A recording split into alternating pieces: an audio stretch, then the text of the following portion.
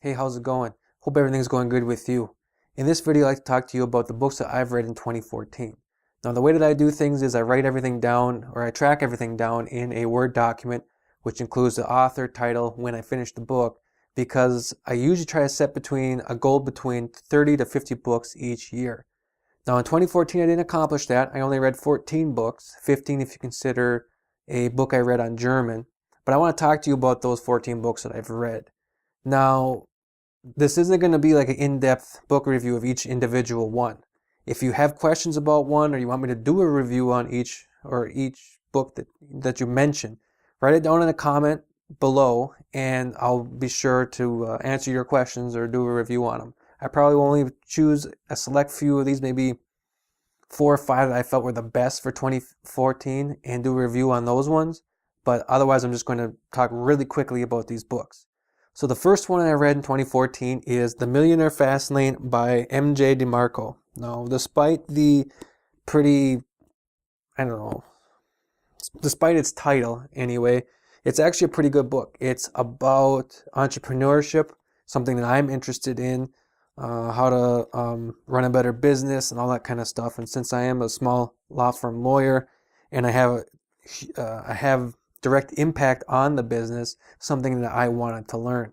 Now, the other thing that if you don't notice already, I like to mark down different passages by using post-it notes. So I'll highlight a passage, highlight key points out of the book, and then I'll put a little sticky up on the corner. And these are just things that are interesting to me, quotes, things that I think are helpful, whatever. It all just depends on the book and why I'm reading it.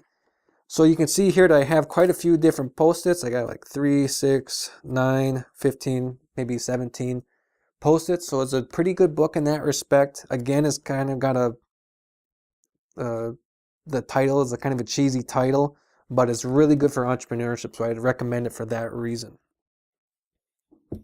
The second book that I read was Knight's Cross by David Fraser. This is a biography by a former British admiral, I believe, or general, on Field Marshal Erwin Rommel. He was a World War II general for the Germans, well respected on both the Allied side and the German side.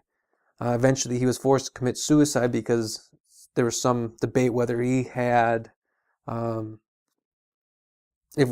was involved in the plot to kill Hitler. This one I read because I wanted to read a book about Rommel, because I'm a huge World War II buff and really love reading about World War II and the generals in it. And I also wanted to read it because he was a great general and he had a lot of respect from, again, everybody, including his troops. So I wanted to read it for the leadership and the strategy that he was involved in. He was also monumental in the fundamentals of tank warfare. So I read it for those reasons. A lot of notes on this one. Very interesting guy. If you're interested in World War II stuff, I highly recommend this book.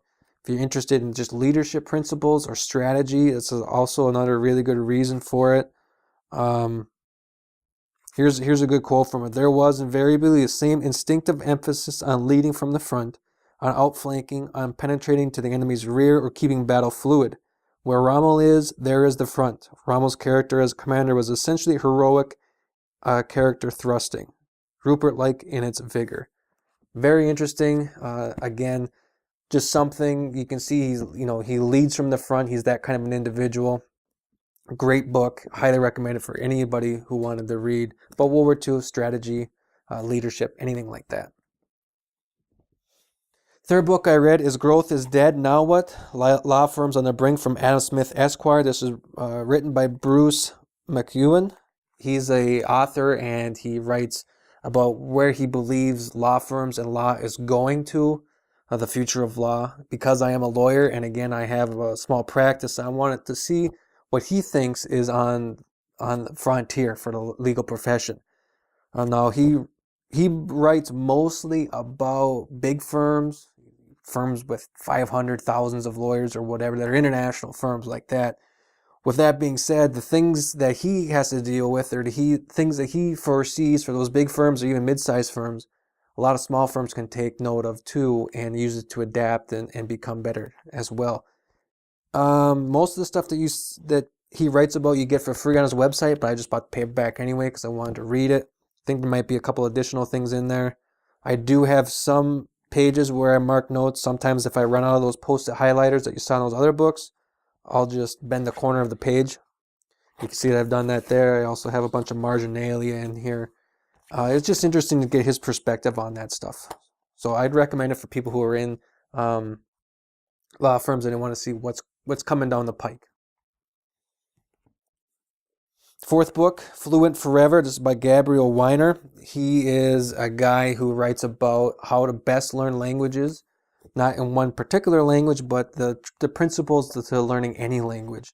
He has a lot of really good stuff in here about flashcards, but using that program called Anki, A-N-K-I. It's a free program for the PC and I think the Mac too.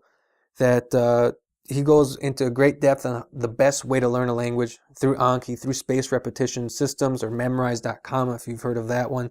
Just different things like that. Really, really good book in that respect. A lot of the stuff, you don't see any notes here because a lot of it I've read on his website and got from him. He goes into better detail on it, but I just didn't feel like there was a whole bunch of notes there. If you've read his book, if you've read a lot of his website or you get the general gist of what he's talking about, I think you can skip reading the book, but if you're just a newcomer to it, I would recommend the book. And that's because mostly I'm trying to learn German. I've wanted to learn it for a long time, and I was noticing some problems with memorizing or learning vocabulary, and he deals a lot with the vocabulary, so it was helpful for that reason. Next one is Eisenhower in War and Peace by John Edward Smith. Highly recommend this thing. I love this book. Phenomenal book.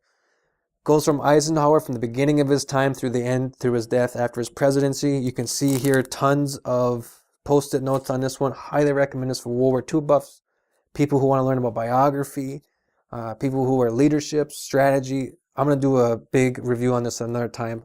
One of the best books that I have ever read, especially in 2014. After that, I read Destiny of the Republic by Candace Millard. This is another phenomenal book. Just a few notes out of this one. I'm probably also going to do another book review on it in particular, like its own individual book review. Very good story. I read through it really quickly, a couple days. Highly recommend that one as well. Okay, sorry about that. There was a little problem with the camera. I had to fix it. Next up on the list, The Little Book on Oral Argument. This is by Alan Dworsky. I wanted to learn some more about public speaking. I am a lawyer, and a lot of that is public speaking, speaking to judges, speaking to juries, speaking to court panels. I had 3 oral arguments. I've done 3 oral arguments, 2 of which were in 2014 in front of the Michigan Court of Appeals. 1 in front of the Michigan Court of Appeals in 2013, I believe. Yes, March, April, or May, somewhere around there, 2013. So I wanted to see what this book had to recommend for oral arguments and dealing in those situations. It's a good book if you're new to public speaking. Maybe you're a law school student or an amateur, or not amateur, but like a small town politician or something like that, and you want to see how can you be a better public speaker. Deals with preparation, nervousness, style, delivery, a whole bunch of stuff like that. I found it really well recommended on Amazon. A lot of the stuff that's discussed in here I already kind of knew about or had an inkling towards. So it didn't really explain to me anything new. And it's only 70, 80 pages, so it's not overly long. But didn't really have a whole heck of a lot of new stuff for me. If you're new to public speaking and you're a law student or whatever, I would recommend it for the benefits it might have for you. But other than that, if you've got experience here, I think you can kind of skip this one. Moving on after that, I went to In the Company of Soldiers by Rick Atkinson. This covers the invasion or the lead up and the attacks into Iraq in 2003. In Iraq too. Rick Atkinson does a really good job in this book. He takes something that's, it's history, right? At the time he was embedded with them, but he takes something he's writing about after the fact, and he writes a good tight story. He makes it interesting. It's not just all he said this, then he said that, then this guy did this, then this guy did that thing. He does a good job making you care about the characters. He talks about general Petraeus at that time, who was a leader of the 101st Airborne. It's just a great book, and he really brings you in, makes you feel like you're part of the 101st Airborne, because that's where he was embedded, going into Iraq and what the struggles that they were dealing with, and the commanders, and just what their experiences were at that time. I would recommend it to people who are interested in that, or who just like reading about history or war. He's also got a lot of books on World War II, a great series, the Liberation Trilogy. I picked up the first one on that, haven't read it yet, but I'm looking forward to it. Again, Rick Atkinson is a very good war writer or journalist. Moving on from there, and you can kind of see the eclecticism in my reading. I have one on oral arguments, then I go to war, and I come up to this one, What I Learned Losing $1 Million by Jim Paul and Brendan Moynihan, a finance book. Now, this isn't one of those books that talking about how you can go into the stock market and make millions. I'm not interested in one of those books. This is a book on how you go into the stock market and you act like a professional, where you don't lose money. The goal isn't to go in there and make billions, although that, it's nice. Obviously it's kind of what everybody wants to do, but it's less about gambling in that respect and more about just putting in the grind and becoming successful through skill rather than luck, I guess you can say. A lot of notes taken out of this one. You can see you got a lot of different sections highlighted. Again, this is on the opposite end of the spectrum. A lot of books will say, oh, I made billions of dollars in the stock market. Here's how you can too. This guy actually goes in there and makes a lot of money, but then screws up, loses his shirt. And this is the process that he learned, why he went wrong, and how to stop or prevent that from happening for you. I would highly recommend it to people who are interested in the stock market or personal finance, or just contrarian understanding as well, contrarian learning. Continuing on with the eclecticism, moved on to Sam Harris's Waking Up. Now, this is a book about meditation. I've been following a lot of individuals who speak about a lot of business people who talk about what makes them a better business person or perform better for whatever variety of reasons, and athletes too. And a lot of them talk about meditation as being the defining difference for them. So with that being said, I wanted to pick up a book on meditation to kind of learn a little bit about it. This came out this year. Well, it came out in 2014, not 2015. Came out in 2014. It has a lot of different stuff on, what meditation is, how to meditate, what it does to your brain. Mr. Harris is a neuroscientist, so he approaches it from that perspective. And he just talks about just all the different ways to meditate, the benefits of it, his personal experiences meditating. Really good, interesting book if you're into meditation and you want to learn more about it. If you're not interested in meditation or learning about it, this is kind of a skipper, since that's basically everything the book deals with. Moving on from there, I read Wild by Cheryl Strayed. This is a very good book too. Probably not going to do a book review on it, but I really highly recommend this one. It's a bestseller, and despite being an Oprah's book club pick, I'm usually not into those kind of things.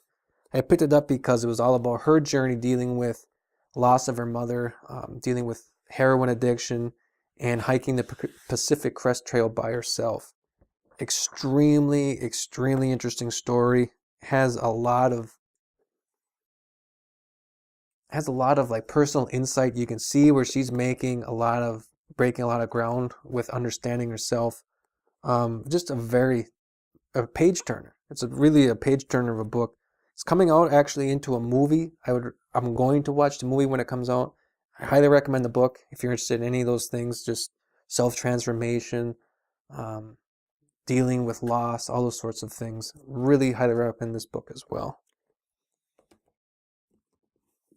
And the final book that I have to talk with you with is Bill O'Reilly and Martin Dugard's Killing Patton. Now, Mr. O'Reilly and Mr. Dugard have a lot of books on The Killing series, talk about it's obviously all assassinations. It's there's killing Patton, killing Kennedy, killing Lincoln, killing Jesus, all about assassinations and just what happened.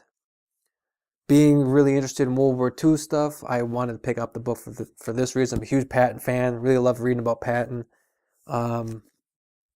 If you're new to World War II information, he really does a good job of leading up to the not the assassination, but leading up to Patton's death. He starts with where the war was. He goes through the process. He talks about the war itself, the fighting that was going on between the Allies and the Axis, and then going into the car accident that ultimately led to Patton's death. If you already do know about those things, it's kind of repetitive because he doesn't. It's kind of like a popular book made for mass audiences, so it just talks about these events really quickly. It doesn't go into any depth on them, which is fine if you're new to the thing. If you're new to World War II and you're not really interested into the grand depth of it. But if you have a lot of experience in it, it's just like a rehash. You've already heard the story. And it takes about 200 pages to get to his actual car accident and death and when he's discussing that. Again, you can see I only have one tab right here, but I do have a lot of turned corner or page. The corners of the pages turn. I got a little marginalia for where I think it's worthwhile to take a note from. I read this for a variety of reasons. I got it for a Christmas present and I read it in a couple days. So it's an extremely good book. Really big, quick page turner. Lots of marginalia. Read it because of not only being a Christmas present, wanted to read it, but it has a lot about Patton's quotes from him, interesting quotes, his aspects and thoughts on leadership, other things about the war. Really interesting book, and I would recommend it for even people who have a lot of experience with World War II. Just understand that you're going to be kind of disappointed by the first couple hundred pages because it's all just a rehashing of what you already know. That's it. Now you're probably wondering, this is only like 12 books, right? Where's the other two? The other two books, the first one was Seneca, Letters by a Stoic. Didn't take any notes by that. Not Letters by a Stoic. That's my favorite book. Seneca's Letters. It's a little red book, probably like about that thick. It covers all of his letters. It's an anthology by the Harvard Classics, I think, and it covers all of his letters that he's ever written. I'm a huge Seneca fan, love Stoic philosophy. That book I finished, I just put it away because I didn't do anything to it. I didn't write a single note in the margins, kind of like my precious jewel. So I put it away after I was done reading it and just left it in there. And the 14th and final book that I read was George R.R. Martin's Storm of Swords, book 3 in the Game of Thrones trilogy, or the Song of Fire and Ice is what the trilogy is. If you're watching HBO Game of Thrones, it's the third book in that series. Read that one. It's just a fiction book. A lot of fun. Really love that series. I really love it for the intrigue that goes on in it, and you can see the strategy and the interplay between the characters. I think Martin's a very good writer, and it's really interesting to see how he develops his characters and keep them going. You really get invested in the characters and in the book itself, the story itself. Would highly recommend that to people who haven't started that series if you're into it. I didn't think I was gonna like sci-fi because I'm not a big fiction fan in general, even less so for sci-fi, but I absolutely love that series. So with that being said, again, I'm going to do in-depth reviews on some of those books, but if you're interested in any of them, or if you have any questions about any of them, just go down in the comments below, ask me a question, whatever, be more than happy to answer them for you. Please subscribe if you're not already a subscriber. You can do that by just scrolling down a little bit on the page and clicking the red subscribe button down below. That'll give you free updates. It'll get all of my videos that I produce right to your YouTube inbox. Again, all free. I have a lot of videos on books that I'm reading, the book reviews that I've told you I'm going to do already on some of these ones, and future books. There's hopefully going to be a lot of other videos on. Eventually, I like to do some author interviews and everything like that. Also, while you're at it, leave a comment. Like I said, any comment on any of the books that you might be interested in hearing some more information about, I'd be more than happy to answer any of those questions or do book reviews of some of the ones that you're interested about. Also, click the thumbs up if you like the video. That helps me out, helps other people know that this is a quality video and what I'm doing is good stuff, and I'll keep doing it. Click the thumbs down if you don't like the video, if you thought the stuff was garbage or whatever. Any feedback is good feedback, and I appreciate it as long as it's constructive, right? So with that being said, have a great day, have a great rest of your week, and take care. Bye.